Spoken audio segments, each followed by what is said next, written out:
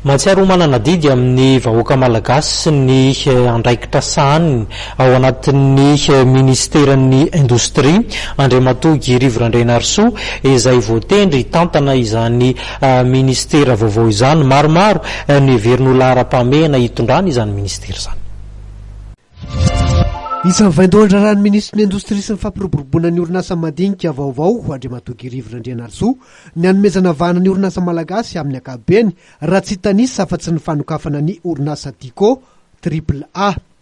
Nitsongadiny izany taorian'ny lanonana famindram-pahefana teo amin'ity ministra vaovao avy amin'ny atoko dimy ity sy ny ministra teo aloha Andriamatoa Tazafy Armand tetsy anosy.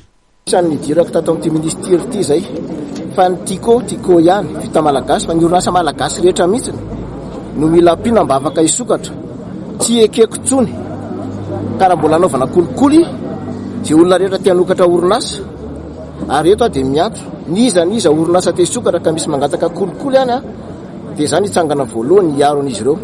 Izay ny asa voalohan'ny ministra, manampy ny olona afaka maro izay tiany atao fa tsy mandeha indray manampy ny posiny ahafahan'ny olona tsy havita izay ataony raha tsy mandovola.